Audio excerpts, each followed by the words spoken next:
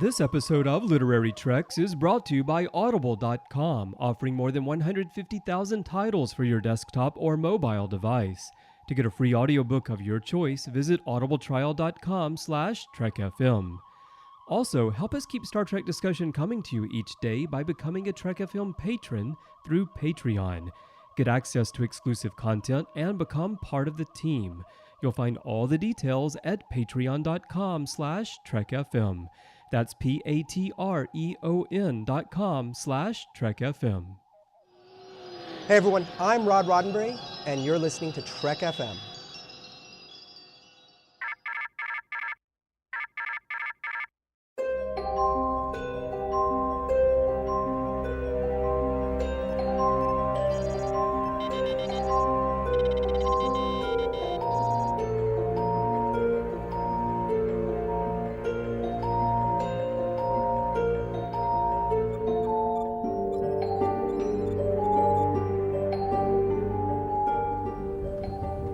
Are you taking all these books?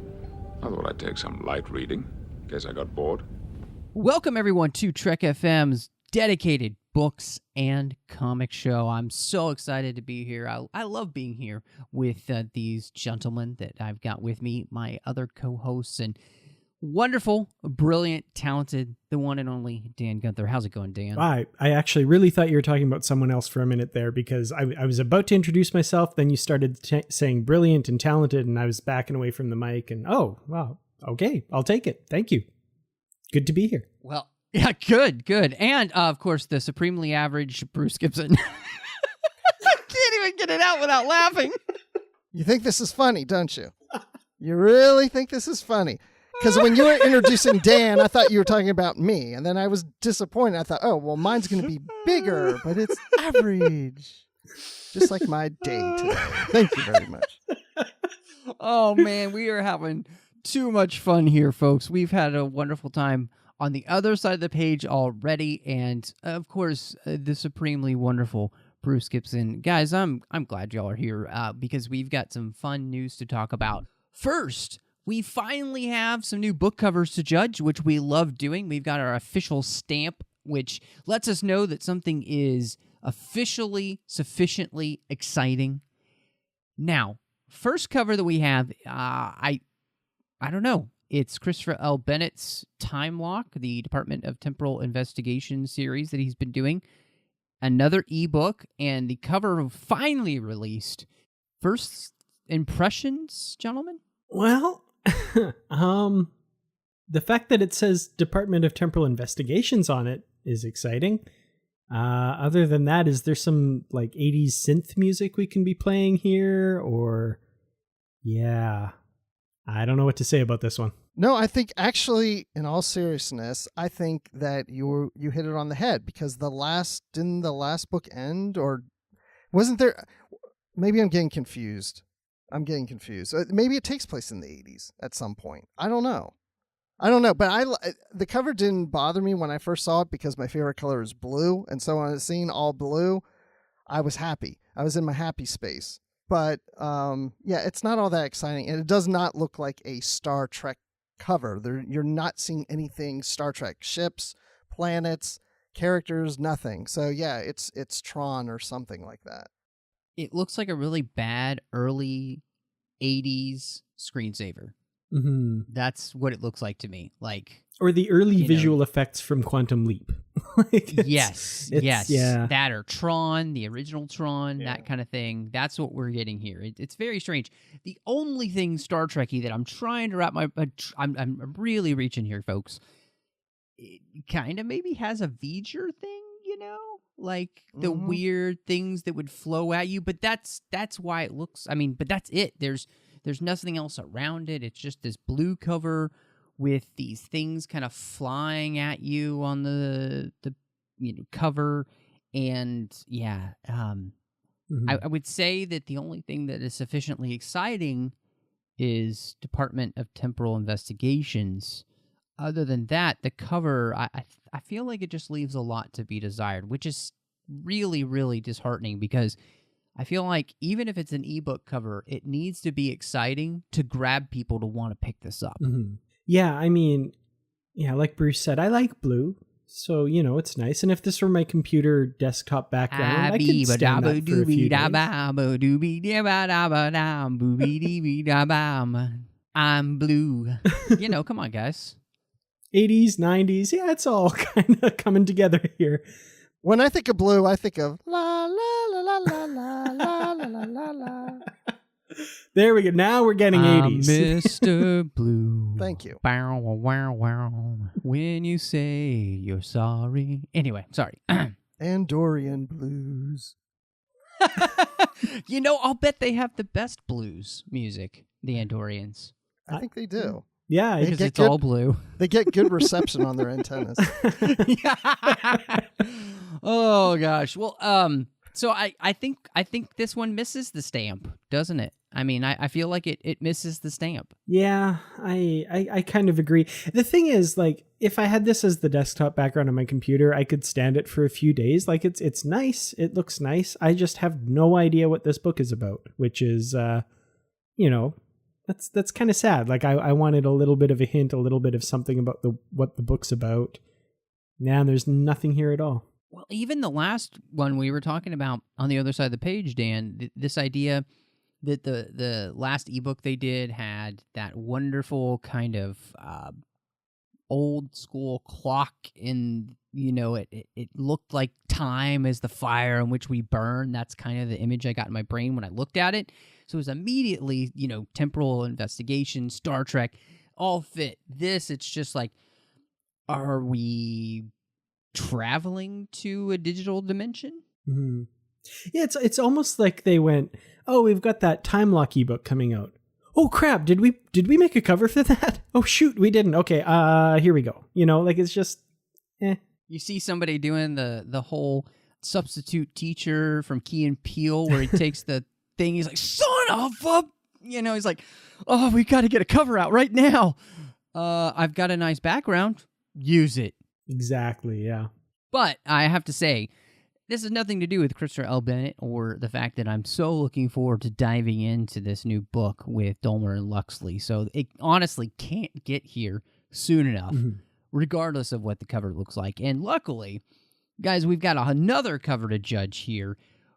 Hall of Heroes, the last book in the Prey trilogy, has released their last cover. And I have to say, right up front, this one's getting the stamp because regardless, it's got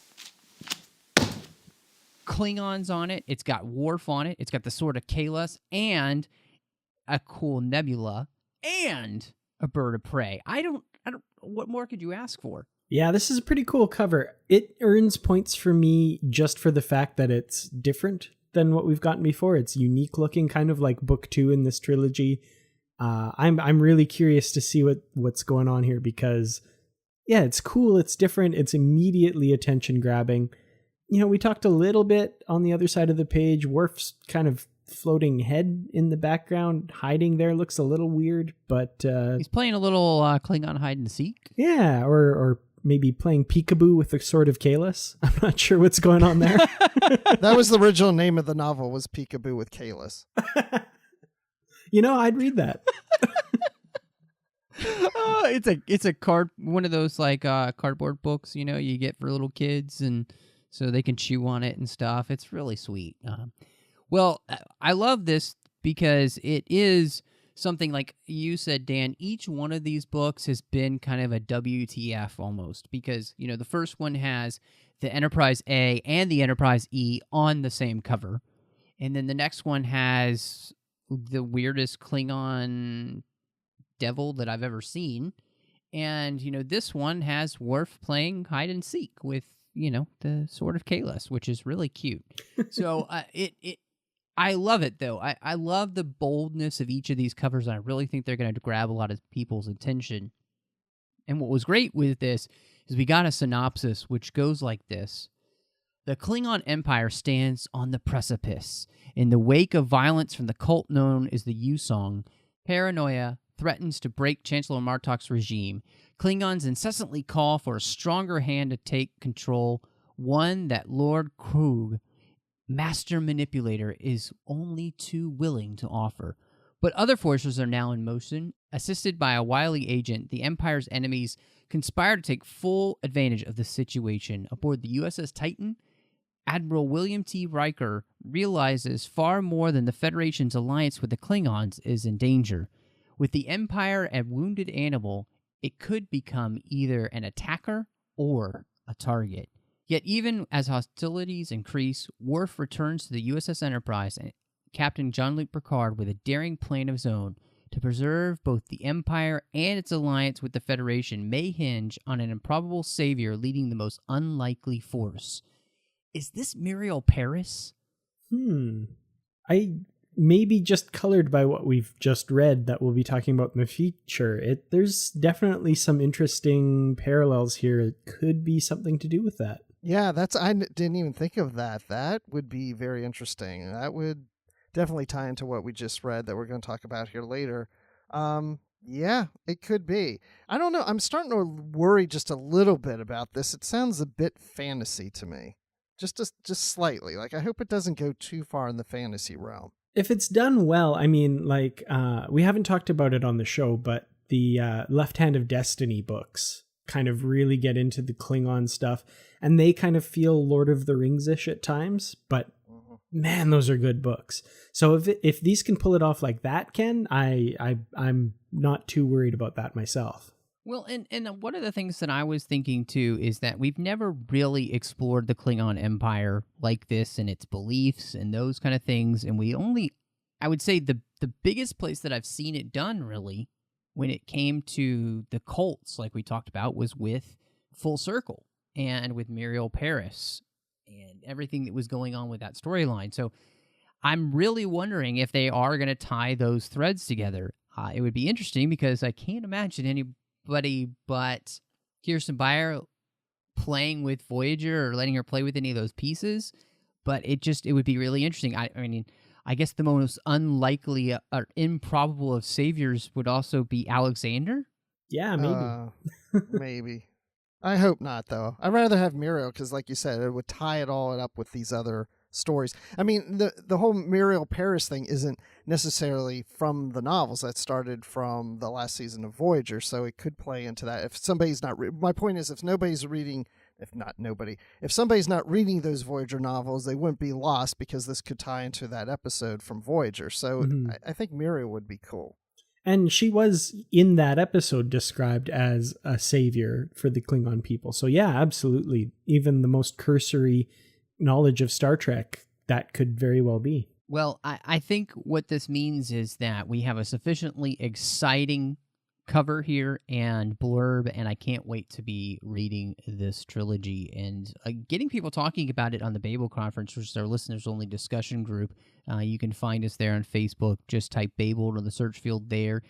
We'd love to hear your thoughts on this. It looks really intense, which I just can't wait for, especially with this 50th anniversary. It seems like a great way to kind of put a lot of different characters in and celebrate that 24th century version of Star Trek. Twitter at TrekFM, we're there too. And then, Dan, we've also got the Goodreads group, which people can go to, and tell them a little bit about that. Exactly. Well, on Goodreads, you can just search for Literary Treks, and you'll find our group there.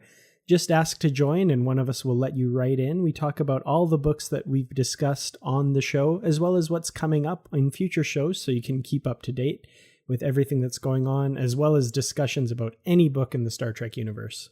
And then, Bruce, we're everywhere when it comes to like places you can listen to your podcast, whether it's on Google Play or, you can find us on Stitcher and TuneIn and all those kind of places.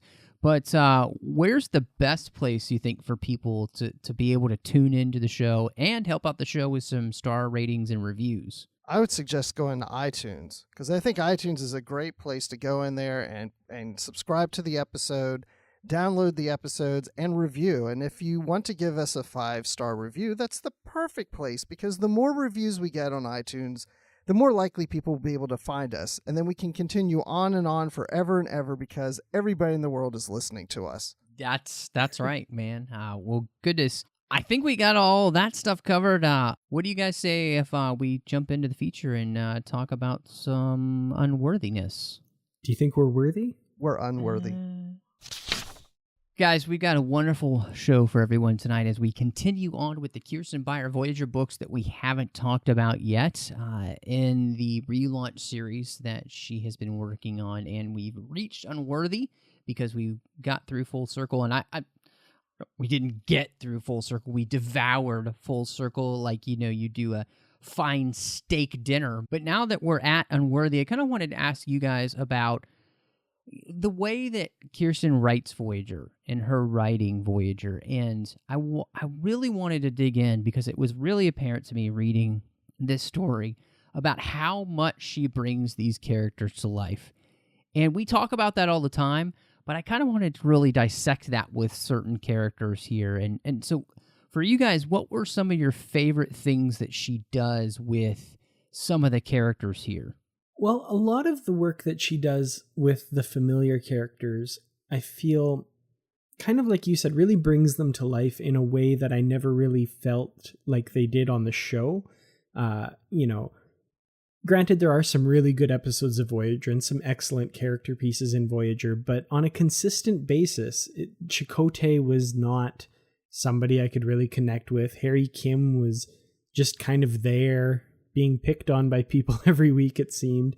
Tom Paris, beyond, a couple kind of rough character who floats with the rules and then kind of settles down. Beyond a few cursory lines, we never really got deep into these characters, it seemed. And Kirsten Beyer really has this way of making me care about these characters and getting inside their head. And part of that's because in a novel, the format allows you to do that a lot more, but she just does such amazing things with these characters. And it just consistently blows me away how invested I am in Chakotay's life decisions. I never ever thought that I would care two whits about what Chakotay does with his life, but I'm really invested here. I really care about the decisions he's making and what's going to become of him in the future. I think what's really working with this is that she gets the voices 100% correct. It sounds just like the show. And we're getting depth to the characters, but I think what really stood out to me this time is the thing that's working is the fact that we're building on the relationships. I feel like there's so many times in television where we might have, and especially in some Star Trek series, where it's more about the story and sometimes less about the relationships between our main characters. And this focuses so much on the relationships. So, and it also reminds me of Star Trek Beyond, because if you look at the beginning of that movie, we see the day in the life of a starship officer. What's your day like? What's it like? And in this novel, we get to see things like, sitting down for dinner and having, setting, up Harry on a bit of a date in that sort of things. And it's really about how Tom and B'Elanna connect and their issues as a couple and Harry's issues with his friendships with them. I'm not going to go in too deep with that, but it's all about the relationships and how they play off of each other. And I think that's what's really working in this. I think that the thing that I noticed in this book is the way in which Kirsten takes the elements from the series, and it's also already been done in the books that, she picks up from Christy Golden's two duologies, and she puts that all together as if it all flowed. And she picks up those pieces so that it makes the characters feel like those elements of their life that weren't important really before because they just weren't in Voyager are now, because they're part of who this character is and they're part of their makeup. And so that specifically happens, I think, with Chakotay. And, she really built that in her first book, Full Circle, and dealing with the aftermath of everything that had happened with the Borg invasion, the death of Janeway, everything that had happened in Spirit Walk and the Homecoming duologies. She puts that all together to make it feel like you've been on a journey with the character. I feel like the same thing with even 7 of 9. I really feel that she's been given a lot of character depth here, and her life is finally starting to move forward. The flirtation that she kind of has at the end with Cambridge is just so cute and sweet and wonderful, and everything about these characters, I think you're being fully invested in them, and you're being given reason to be invested in them. Like, even the way that she deals with characters like Cambridge and Eden, who are brand new to us for the most part, she's really diving in and creating dynamic stories to make you care. And that takes... the last time that I really felt that in a book, Bruce, I think you'll agree, was Star Wars Lost Stars, where brand new characters were introduced, and then throughout an entire book, you cared a lot about them and felt like they'd always been part of the Star Wars universe. Yeah, it was the strangely progression enough. of their lives and their relationships. That's the same type of thing. I mean, Yeah. That's what we're feeling from this. It's like you said, it's like we're moving the characters forward. It's not like we have to keep them in the same place for the next episode. They're constantly, from the beginning to the end of the book, they're in a new place once we get to the end than they were at the beginning. And that's what's really important. Yeah, absolutely. That's a huge one for me. I was actually just talking about Voyager with someone today and saying, like, the serialized nature of television these days would have been so great if Voyager had been around during that period, because the story lends itself to that. In the case of the TV show, you're on this extended journey trying to get home. And in the case of these books, you're on an extended mission with a fleet of ships, kind of advancing one major storyline forward with, smaller stories interspersed throughout. But yeah, these characters are changed by the end of Full Circle and changed again by the end of Unworthy, and it matters. Whereas the TV show, it was, play with the pieces and put them back on the shelf exactly the way they were when you're done. And that is, may have been satisfying at some point, but, for a show like Voyager especially, was supremely unsatisfying. Now, don't hate me, but I don't miss Janeway.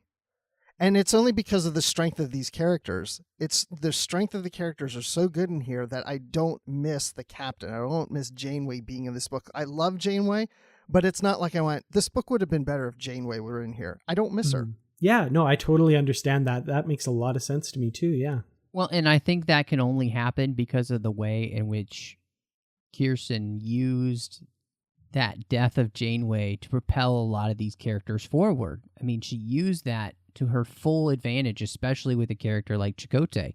I think that's an incredible work on her part. And what she's done is shown that the characters on Voyager had limited potential because of the way in which they were used in the show.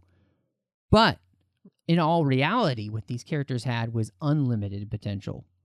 And she's opened up that, Voyager box and just let all the butterflies out, and now they can just create and do whatever it is they do. And all the Voyager characters get to do that too. And I think that's the thing that I so respond to. And, reading through this a second time, I was just struck by that. And what I thought was great as well is that this isn't one of her books where she's really pulling on a ton of threads from the series. Like, we're not very far into the Delta Quadrant yet, so the threads she's pulling on are just a couple of plot points from, Voyager's time in the Delta Quadrant. She really uses this book to set up all of these characters, who they are, really put everything in place firmly for what we're going to be moving forward, and I think that was really smart. So it makes this book feel a little bit smaller than Full Circle, but at the same time, the character development you're getting in, it is just as important. Yeah, in a lot of ways, this feels to me like part 2 of the series premiere of Voyager going forward. If kind of the second half of Full Circle would be part 1, if that makes sense. This really feels like at the end of this book, I really got the same feeling as I did watching Caretaker and that final scene where Janeway sets them on their mission. They've arrived here in the Delta Quadrant, they've done some stuff, but this really feels like, okay, we've got our crew together, Chakotay's the captain, 7 of 9's officially aboard, B'Elanna's got her new position, we're starting our real mission now with the real Voyager crew. And it had that feel to me of, okay, now, now the pilot's over. We're going to get going on the rest of the series now. That's a good point. It does feel that way. Yeah, Full Circle feels like like it's the beginning of this new stage in Voyager, and then this is the first link to get us to where the story really takes off. It's hard to explain. It's like this is the setup to where things are going to go forward. But I almost want to say that's what Full Circle is. But I almost feel like Full Circle got us to where we needed to be in order to set up the story where it's going to go forward.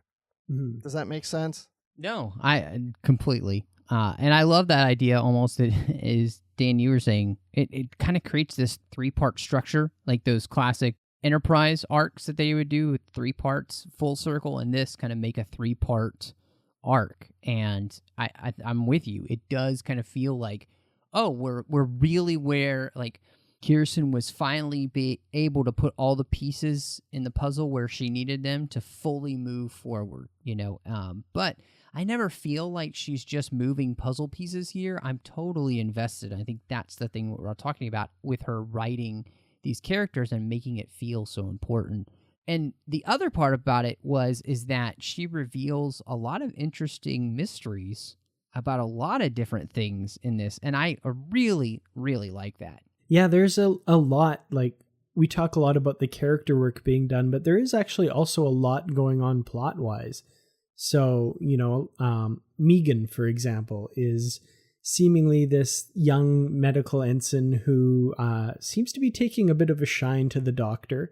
And, you get the impression as the book goes on that there's something up with this character. What's going on here? And then, her ultimate nature is revealed. And you find out why she's there and what's been going on. And then, when that kind of secret plan of Barclay's goes awry, it really pays off big time in the end here. I like it. I like Megan up to that point. But then what happens to Megan later just doesn't really work for me. And I don't know why. It's just the fact that, I think because she doesn't really exist anymore. Her body's taken over by this, what is it? Engine Joe, whatever. Aliens. Indigan. Whatever. The Indigan. Indigan. That's what I was calling him. I dig it about the Indigan. So, and as soon as I hit that part, I was like, oh yeah, I remember reading this book, and I didn't really care for that the first time I read it, and I don't really care for it that much this time either. I just found it a little confusing. I kept thinking of the original Megan and not this new Megan, and what happened to the old Megan if this alien took over her body. And I don't know. It's not that it's bad. It's just I was enjoying what was happening with the character, that I didn't like that it ended and we started something different with her. Yeah, I'm kind of with you there. I mean, I'm a big fan of mushy, schmaltzy, romantic, I guess, sort of stuff. I would love to see how that plays out. How, Megan maybe gets closer to the Doctor over years and that kind of thing. Like, I'm sad that story had to end before we got to see that play out, because I think that could have been really cool too. You know what the nice thing, though, is about a non-sentient program? You can always create another one. So they true. Could always say that Dr. Zimmerman has another Megan somewhere, or maybe he's been perfecting one. What I loved about this idea, though, was the way in which Reg and Dr. Zimmer had been thinking about the Doctor, and this fact that they realized, look, yeah, he can fall in love with people, but he has that same immortality problem that all immortals have, which is whoever I fall in love with is going to die. And so your life would consistently be one of falling in love with people, they're getting older, and you can't really have the same experiences in a lot of ways because you don't get older, like none of that stuff happens. So a lot of the things that mark a relationship you can have, but also a lot of things that mark a relationship you can't have, which creates a very interesting argument for whether it's truly a sentient program if you can't age or all that kind of stuff. I mean, it creates some interesting questions to we don't have time on the show to talk about tonight. Should they have instead programmed the Doctor to age and give him an age limit so he's not immortal? If he really wants to be human. Yeah, that's another interesting question. I mean, how do you turn Pinocchio into a real boy? A real boy. I'm a real boy. Yeah. So let's hear Mickey Mouse one time. Why? It freaks me out every time. What's so interesting, though, about it was the reason to why they had created Megan and not told the Doctor. I thought that was a really... And it wasn't like they were lying to him. They just knew he probably won't accept this person if we tell him what it is. And he then says later when he finds out and he's a little upset, he's like, yeah, you're probably right. So I liked all that stuff. I thought it was really interesting. And... we didn't know at the time, but when you read this the first time, you didn't know how this was going to play out. And she doesn't pick that up until quite a bit later. So, she really let that mystery play out for quite a while. But I thought that this was an interesting way of having it go. And especially when I didn't even know it was going to go. I don't mind the resolution. I don't mind what happens to Megan. I would love to see maybe sometime the Doctor come to Reg and say, I've been thinking about all that happened with Megan, and maybe we can, build a perfect person for me, or at least just somebody that could be a possibility with, because he's been thinking about that idea of his immortality. I mean, he's not really immortal because you could always take him online and never bring him back. And so he could be lost. He could die as we know it. It ceased to exist. But for all intents and purposes, he also could be immortal as long as he has a power source. So, I think it just creates a really interesting dynamic that they could continue with the Doctor. And I would love to see that. And then with Batiste, it was fun knowing what was coming this time, so you could pick up on all the little clues. But bringing back 8472, I thought was just fantastic. And even just the way that she does it, where, Valerie Archer is the one that comes out, and she still kind of has a thing for, Chakotay, and he kind of, they flirt back and forth a little bit. And it's like that whole thing was really interesting, and it created a nice bow on that whole story that I hope that, that somewhere along the line, Kirsten kind of unwraps again, because I think it would be really interesting. Yeah, definitely. This I think of as another example of Kirsten Beyer taking something from the series that maybe didn't play out very well or was kind of lackluster and turning it into something pretty cool. I really liked, 8472 as this implacable, unknowable enemy, or not necessarily enemy, but unknowable other. And then when they were all like disguised as humans in that training thing, I felt it really undercut 8472 and made them kind of But then, Kirsten Beyer brings them back, and even in that form, she still manages to make them very enigmatic and unknowable and mysterious. And I thought that was really cool. I actually really appreciated the return of Valerie Archer, and I never thought I would, like that aspect of 8472. So, it's something here that she will continue to do in future books, is really taking something kind of meh from Voyager and turning it into something pretty cool. Yeah, I liked it. It was, I had forgotten this part of the book. I knew something happened to Batiste, but I couldn't remember exactly what happened. And then so when 8472 came into it, and since they can take human form, they've sent out several of the members of their species out, and they could be living among us looking like humans, but they can only retain that human form for so long, and they die. And Batista's trying to stay alive as long as he can and return home, and they don't want them to return home because they're going to contaminate their realm.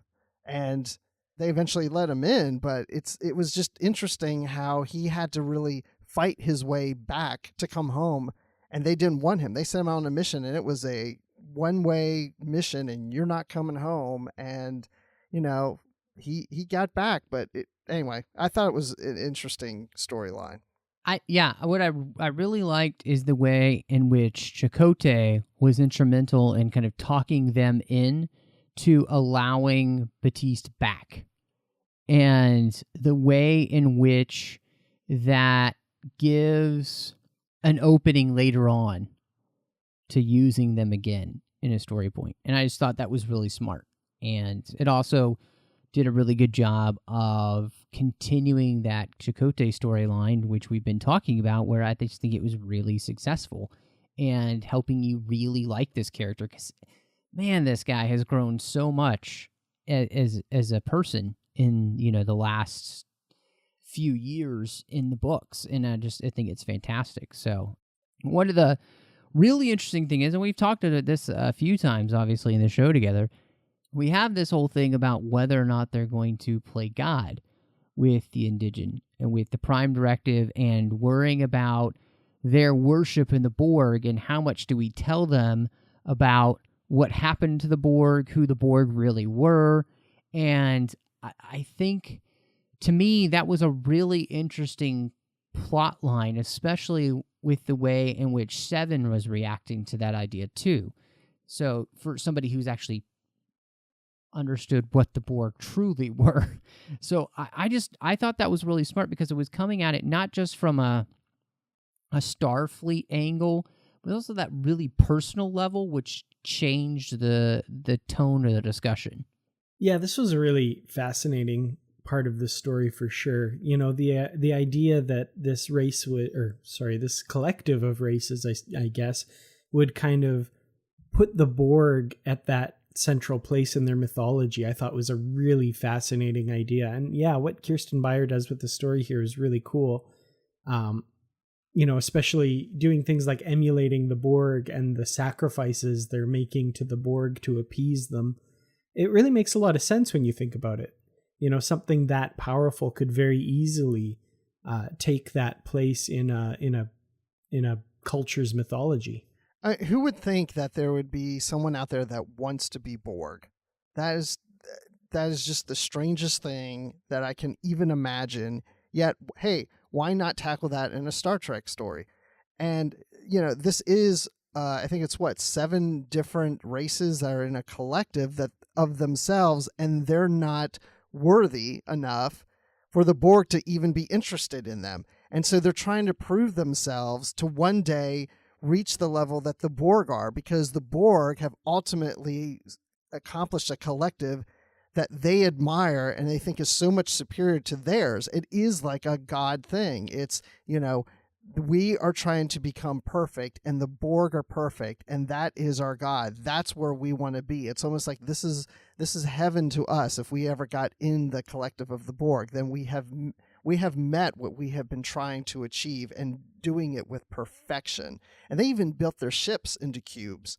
Not exactly like the Borg cubes. They didn't look exactly like this, but they were even emulating their ships to be like that. It's a very weird take to think that some race out there, or a collective of races, would want to be like these Borg. I mean, they're evil. They're going to take you over. I want to be a real Borg. That's what I keep thinking. And I thought that was an interesting take, that there would be somebody who wanted to be Borg, who saw them and thought, well, they are just the I Ching. They're just it, and that puts a whole new spin on how we look at the universe. And it really gives you that whole kind of like Obi-Wan Kenobi from a certain point of view. From their view, yeah, the Borg seem like the thing you want to be. And I again, turning that on its head was just unexpected and really well done by Kirsten, because it creates an interesting argument. So it's not just kind of the classic Prime Directive argument, And the whole thing was just so well crafted to make you sit and have to be like, never thought about it like that. Now, how tragic is it to be so, emulating your gods and standing before them and saying, we're trying to be like you, and have them look at you and go, eh. Yeah. And how is it to be a Starfleet officer knowing that the Borg don't exist anymore? And how do you tell this collective that their god is dead? And that was part of the storyline in here too. Do you even tell them that they're not even in existence anymore? And would they even believe you? I want to be Matt Rushing, but he's still alive. So I still have hope. And, and the role that 7 of 9 takes in this story, basically, McCoy jokes in the original series about wanting to beam down to a planet and saying, I am the Archangel Gabriel. I bring you a message from your gods. 7 of 9 basically kind of does that for these people at the end of the story. And I love that she kind of pauses when she's trying to say what she did, because she feels a little bit, I don't know if I should have done that. But she basically appears as a messenger from their gods to give them an update. It's really kind of interesting. I'm surprised she didn't say, I am the Archangel 7 of 9, and I bring you good tidings of great joy, which shall be to all people. Yeah, that's really funny. It is an interesting thought to think that she is a messenger that's telling them something, but she's also lying to them. Mm-hmm.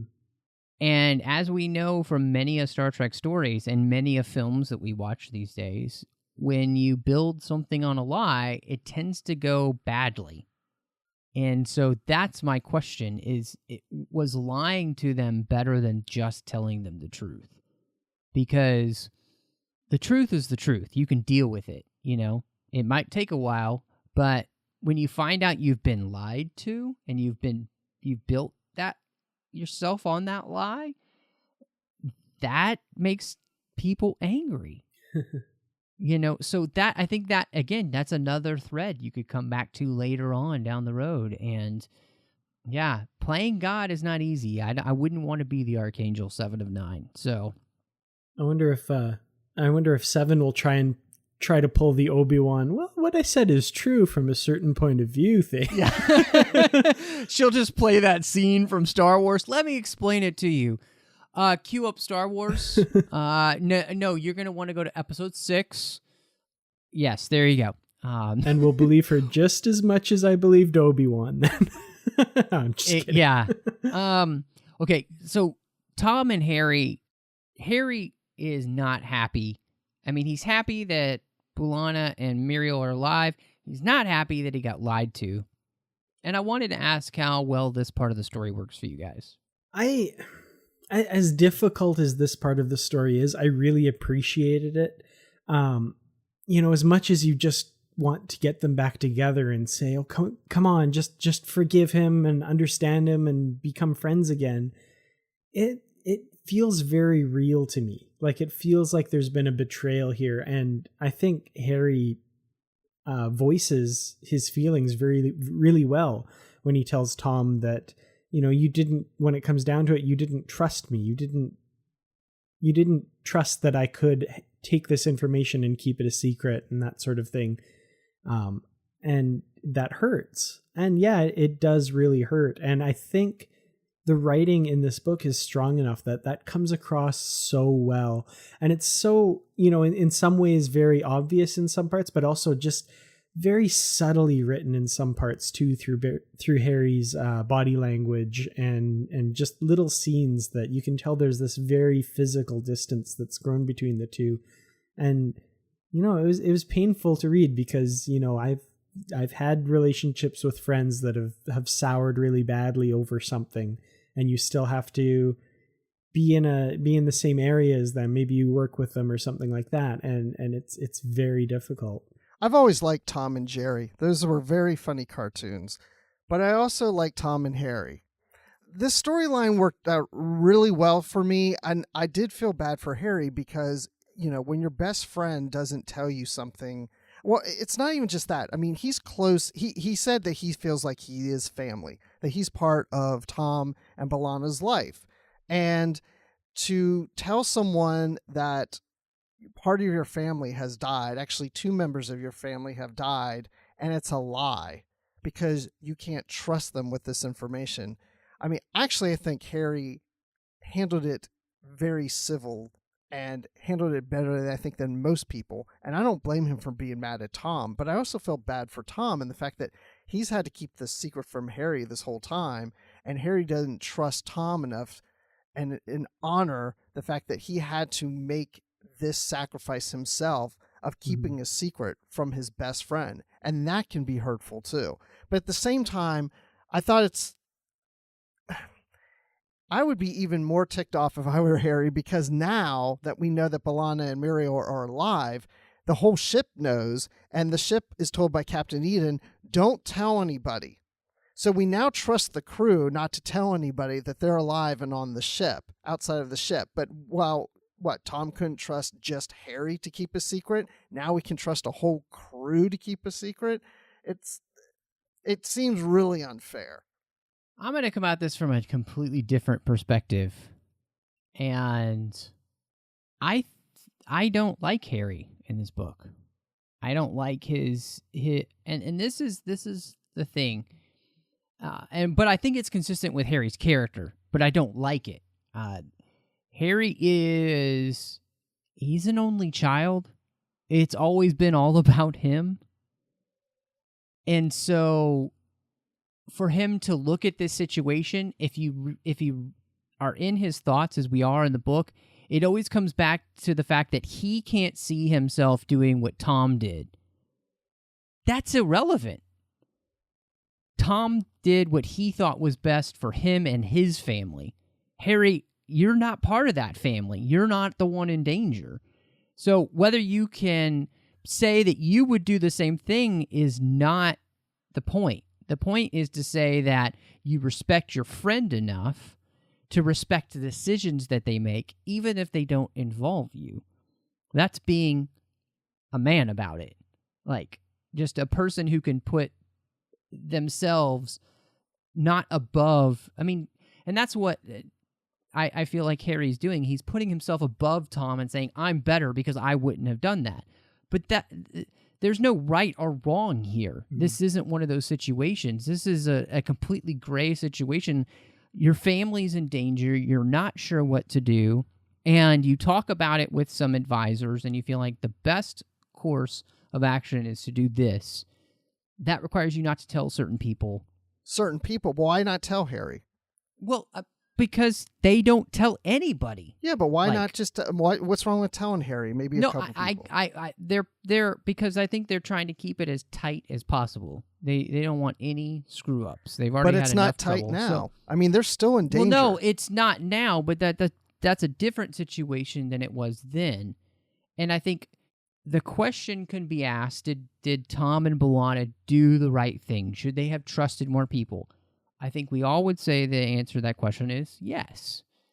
But at the same time, Chakotay understands it. The doctor gets it. Everybody else gets it but Harry, because Harry's thinking about it only from Harry's perspective, because Harry got hurt, because Harry's a big fat baby who can't deal with the fact that Tom's got bigger issues to deal with than whether Harry's feelings are hurt or not. Tom's thinking about the life of his wife and his child. He doesn't give a rat's ass about Harry's feelings. Like, that's what bothers me, is that nobody kind of challenges Harry on the fact that he's being utterly selfish in his reaction, which is understandable. But at the same time, it's just not dealt with in the book. Like, everybody just seems to be like, oh, well, Harry has this, it's like he needs to go to work this out with Cambridge. Not just with Tom. Put him on a holodeck and work it out. So I like the resolution, and I like that they don't have this lingering for books and books. And I thought it was very funny that obviously their way of dealing with it was to get them locked in the holodeck, so they have to go through a Bride of Chaotica chapter, which is fantastic, and they'll be in there for days until they work this out. That was awesome, because that's very Tom and Harry. But I came at it from a different perspective. I can understand where Harry's coming from, but I also think it's very classic sentiment from today that oh, my feelings got hurt and that's really all that matters. When that's not the situation. Let's say we wanted to go with this Harry's hurt in the story. It may have worked better if Harry found out that another crew member was told, that Tom told, let's say, Chakotay. And then Harry's upset because Tom didn't trust Harry, but for some reason you trusted Chakotay or whoever, 7 to 9. Like, maybe if they had told someone else, it would make more sense and maybe support Harry. We would understand Harry being mad and support the fact that he's mad because Tom trusted someone else besides Harry. I think the whole thing with Harry being mad, I agree with Matthew. It's very consistent with Harry's character. So I have no problem buying into that. And, you know, Matthew, kind of what you say about, you know, Harry getting over it, he should get over it and that kind of thing. That's one of the things about these two characters is I know that he will get there. You know, that's a good point. And Harry's always been, you know, a little bit on the emotionally immature side of things. Like even in the series, falling for the wrong woman all the time, and you know, oh, that darn Harry, you know. So he's kind of, it kind of makes sense with his character here that he just doesn't know how to deal maturely with what's going on. I think both sides of this argument between Tom and Harry are both right and wrong. Like I think they both did things and are handling things not in the most grown up best way they could have. But this is handled much better than in the Enterprise books where Travis Mayweather is mad at Captain Archer. Yes. And that doesn't work out as well as this. This plays much better. Agree absolutely with that for sure. Yeah, no, that's a really good point. And I think, again, this is a great thing where it doesn't last for more than a book. You know, we're dealing with it by the time we get into Children of the Storm. Things are going to be more together with those two. They'll have kind of worked out their issues, and I think that is great. And it does raise that interesting question, like, you know, how well do we really know the people around us? You know, we think we do, but then something comes along, like with Eden and Batiste, or Tom and Harry, or, you know, Chakotay with Kim too. I mean, that whole thing, we get that question. I think that it was a nice thing in the book, because what I liked about what Kirsten's doing is that it's this transition period. Everybody's moving forward. When you do that, anytime you move forward, there's going to be a period of adjustment for any relationship that you have, good and bad. And that was really cool to see. Like, how well do you know your friends? Well, sometimes you know them better than you know yourself, and sometimes you realize there's things about them you still don't know, and that means you got more to work on. You know, like I thought that was really great here, because especially with the way that Eden and Batiste, and then on top of that with Chakotay talking about how he realized how difficult that was for her at the end, and just the way that played out was so nuanced. Only a good writer could make you feel for Eden and Batiste, two characters that you just met last book. Mm-hmm. Yeah, definitely. This was a theme that definitely seemed to be coming through in a lot of different cases in here. You know, even the Indigen not really understanding the nature of the Borg, even though they think they know them and want to be them. And I was thinking even Species 8472, and they're worrying about Batiste, about how long he's spent away. They're like, you know, we don't really know him. He's going to bring corruption, that kind of thing. There's kind of this idea that someone who you're supposed to know and supposed to trust, someone who is close to you, is maybe not what you think, or not all that you think they are, which I thought, you know, was a really interesting thing here. You know, like you said, even Harry Kim thinks Chakotay might have been behind the sabotage and that sort of thing. Lifelong friends, and they're kind of looking at each other askance here, going, do I really know you? Maybe not as well as I think. You know, talking about Harry's reaction that Chakotay could be guilty of the sabotage that has occurred, it now makes me think of how Harry does kind of come across as a bit of a baby in this book. You know, he's, you know, Tom, you didn't tell me the truth. And Chakotay, yeah, well, he could have done it. And Tom's actually the one who's, you know, standing behind Chakotay saying, no, I know Chakotay. I know he would not do this. You know, I've served with this guy. I've known him for 10 years.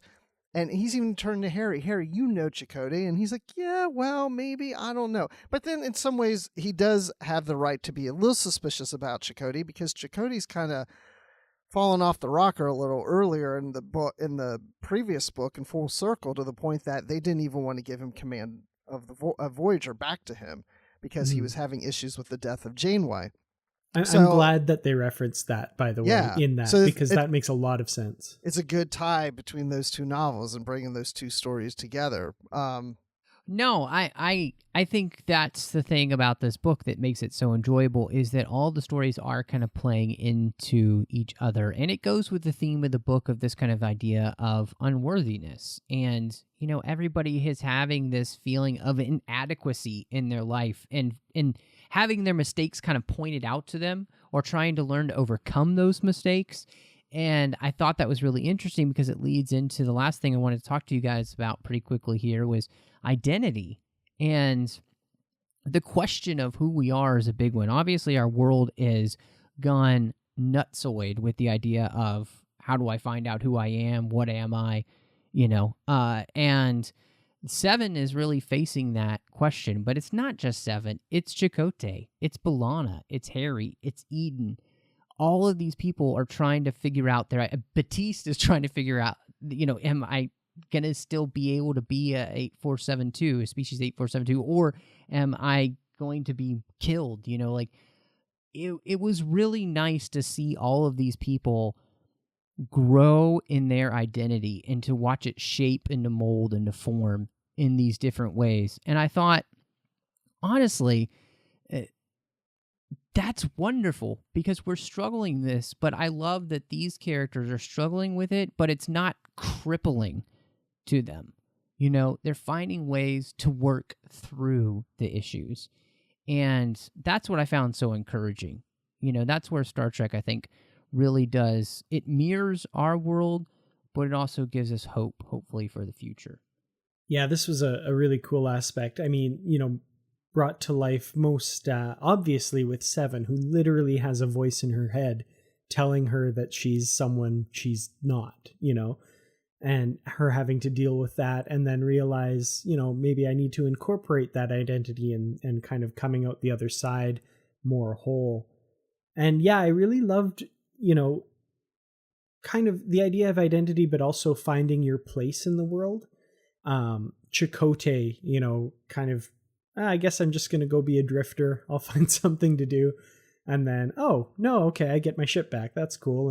And B'Elanna, you know, kind of just going to be a stay-at-home mom and kind of thinking that maybe she's just going to be defined by her relationships with other people. You know, she's Miral's mother, she's Tom's wife, but, you know, that's kind of her role. But then realizing that she has more to offer the fleet than she thought she did. You know, there's a lot of really cool touchstones of these characters finding their place in the universe here, which I think is really, really great.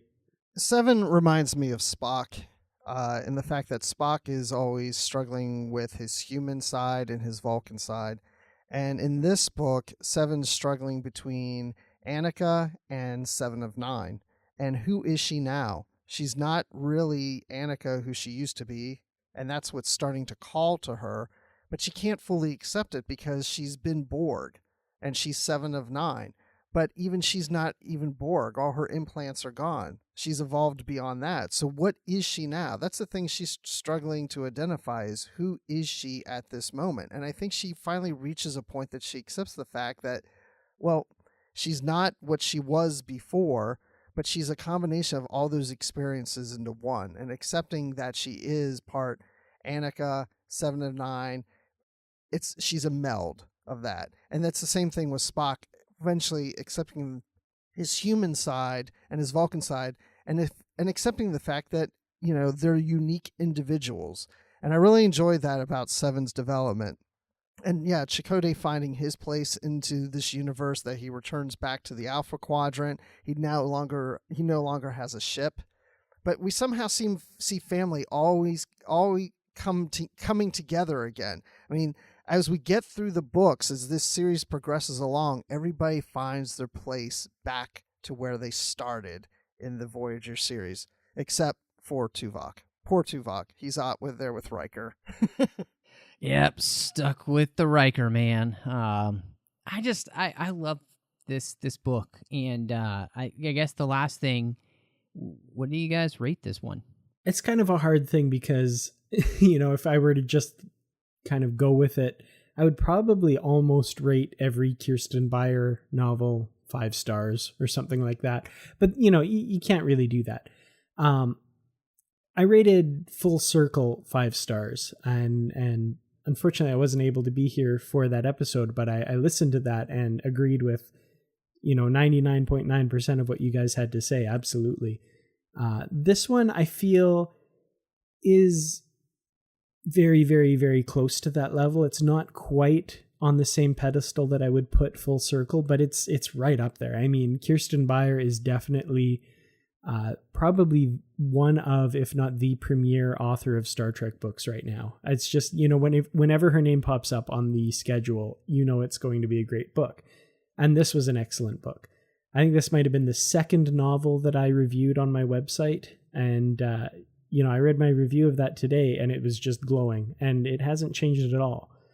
To kind of keep things not too high throughout the whole series, I'm going to give this one 4 stars out of 5.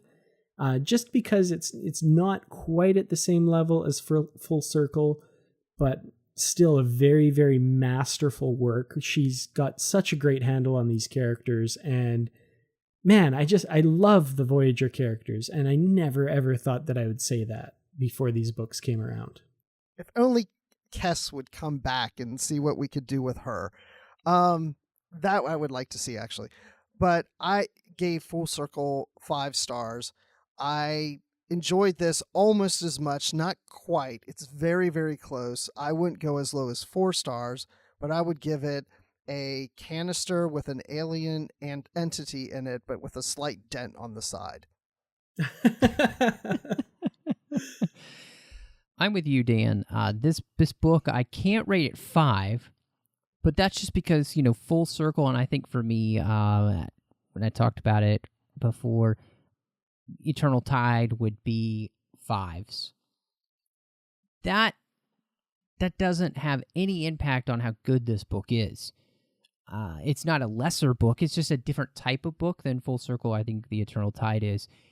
But it's so character-focused. It's so wonderfully done. I enjoy it so much. It is 4 out of 5, 7 of 9 Archangels. I mean, just, it's a really good book. And I loved reading it. And all I'm thinking to myself is when are we getting to Children of the Storm? Because I just want to dive into some more Voyager because I'm having such a good time.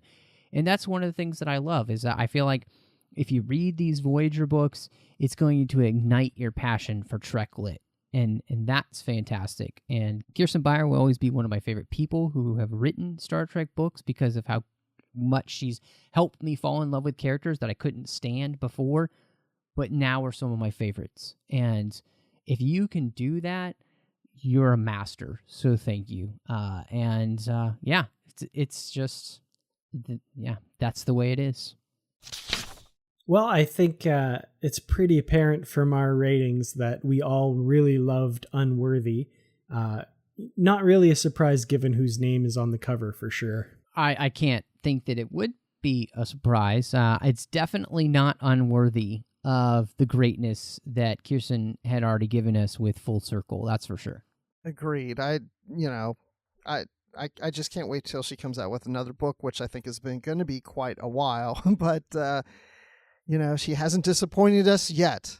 It's true, and I don't want to speak for Kirsten, but I don't think she's ever going to. So, guys, it's a blast to be able to talk about this stuff with you, and I love that we get to do it because of our associate producers here through Patreon. We have Ken Tripp, Brandon Shamatella, Bruce Gibson, and Norman Lau, who's now an associate on every single show, which is just fantastic. We really appreciate him and his support and all that he's done for the network. And that happens because of Patreon. Patreon.com/TrekFM is the place that you can go to make sure that all the shows here on Trek FM keep coming to you each and every week. And we definitely need your help. So go there, support us just a little bit a month. You have no idea what it means to us. It makes sure that all the shows keep coming to you uninterrupted. And pretty much ad-free. You know, you just get great content, fun stuff every single week, over 20 different shows and special feeds, and all because of you. So thank you so much for all of you who do support. And if you'd like to, go over to patreon.com/trekfm and see how you could become part of the team. Now, Dan, when you're not finding out that your girlfriend is actually a now evil hologram, where can we find you? Seriously, again? This is getting ridiculous. How many times has this happened? Once? Yeah, you're right. It's been a lot. Don't count it. It's embarrassing. Well, you know, when you can usually find me talking about my woes on Facebook. You can find me there at facebook.com/KurtratsProductions. I'm also on YouTube at youtube.com/KurtratsProductions, Twitter at Kurtrats, and you can also find me kicking around the Babel Conference. That's our Trek FM listeners only group on Facebook. And Bruce, when you're not trying to open up a singularity to return to fluidic space, where can we find you? You can find me swimming around over at Star Wars Report. You can check out that podcast. I'm on there occasionally. You can find me on Twitter at Admiral_Rex. And you do find me hanging out at the Babel Conference quite often. I've been checking things out there quite a bit. And so, Matt, let me ask you, when you're not getting mad at Dan for keeping secrets from you, where can people find you? Again, Dan? Seriously? I can't talk about it. Well, you can find me on Twitter, lamenting about it, MattRushing02. I'll probably take pictures of myself, just sad selfies, on Instagram at mrushing. You can find me doing The Orb here with Chris Jones, where we talk about Deep Space Nine. I'm also doing the 602 Club, which is our general geek show. It's a lot of fun. Bruce shows up there a lot. We talk a lot of fun stuff like, Star Wars, comic book movies, old geeky movies from like the 80s, everything in between, TV shows. It's a blast. So just check it out. And of course, I'm on a show called Aggressive Negotiations with my friend John Mills, and that's on the Nerd Party Network at thenerdparty.com, and you can also find us on iTunes. Well, thank you so much for joining us, and until next time, live long and read on. What do you call that, light reading? To each his own, number one.